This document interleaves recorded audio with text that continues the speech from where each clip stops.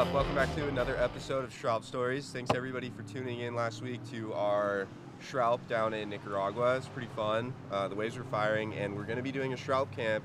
I don't know if you guys forgot or what, but hit the link in our bio. You can check out all the different Shroud camps we're doing. We're doing local ones. We got wave pools and the big trip in Nicaragua in September. So go give that a look. The waves are super sick. The crowds are mellow and you're going to get barreled guaranteed because the waves were perfect down there. So the water's warm, which is insane. But today we're talking about only feet. Yes, Shroud Stories made an only feet channel.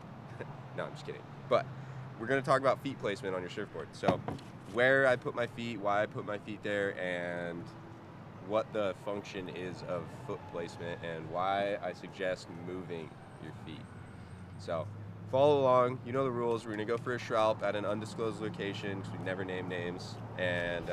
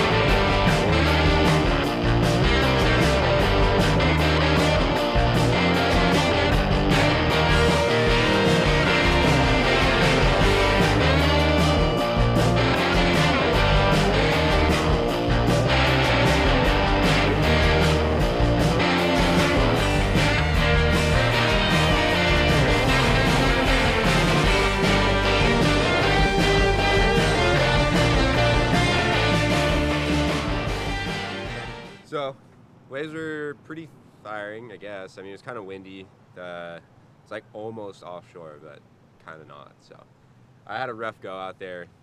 Didn't make a lot of waves, but I don't know. It was still fun. But anyway, let's talk about foot placement. There was a couple waves in there where I was pumping down the line. I did like one turn, I think, and I think I got like one half barrel, kind of like, I don't even know, head dip kind of situation. Bunch of closeouts, but let's talk about feet. So there's a pretty general rule when it comes to feet placement on surfboards. Your front foot typically stays in relatively the same place. You'll move it up or down like an inch or two, but my back foot is really the workhorse. That's what moves a lot. So as you can see, like my wax kind of tells you where my feet are going, you know? You can see it gets like pretty dirty all the way up to here. And then you can see on my traction pad, it's like kind of rubbed down a little bit in this general area. So you can tell that I'm moving my front foot only like about this much, but my back foot like all the way up to here. So I'm really like using that back foot to, when I come forward, the reason I'm putting it forward is so I can generate some speed and make my my pressure point further up on the board so that it's less nose out of the water and more flat. So it's using more surface tension to keep me on top of the water and flow a little bit better. So in the mushy spots, it's up here, or when I'm barrel riding, when I'm trying to generate speed and push through the barrel, my front foot will, or my back foot will move up a little bit so that I can engage more of my rail line all the way up through the nose and really drive through the barrel. As far as turning goes, you know, I talk a lot about pumping, moving your foot up and things like that. But when I'm going in to do a turn, I actually move my foot further back. I don't necessarily put it up against the kicktail of the pad, but I get it pretty close. And the reason being is when you put it on rail, you kind of want to be lifting your nose up out of the water to get it to come around. So putting your foot further back on the board will actually allow you to put more pressure on the back of your board and lift that nose to bring the board around. So And another thing too is I'm never really like too far on one rail or the other unless I'm getting barreled. If I'm getting barreled, I'll be like way over on the edge of my board here. But if I'm just like going down the line, it's kind of more centered in the middle of the stringer line, because if you're too far on one side, you're not going to be able to get on the other rail very easily, and that's when you end up falling. So you really want to be centered over your stringer and cork that back foot a little bit, toes towards the nose, toes on the nose. So that's like kind of the main thing is, you know, moving your back foot around a lot. When I'm trying to pump through a barrel, that's when I'll actually move my front foot up a little bit and my back foot up a little bit to really like get all my weight further up on the front of the board. And you're not going to be doing the same pumps. Like you're not really going to be like moving as much up and down the wave. You're just doing like little side to side like movements, less like this and more like this.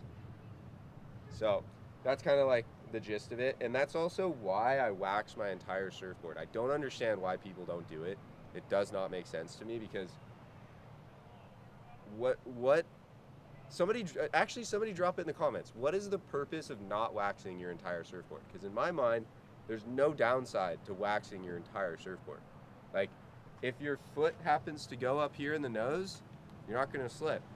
If it goes in the middle of your board, you're not going to slip. You have wax everywhere. It's not dragging in the water at all. It doesn't make sense to me that people don't wax their whole surfboard. So anyway, that was a little side note, but yeah, move your feet around more on your surfboard.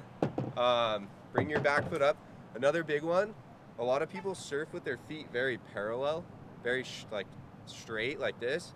Try to cork your back foot in. Your front foot can be kind of sideways like that, but cork your back foot, your toes towards the nose of the board a little bit.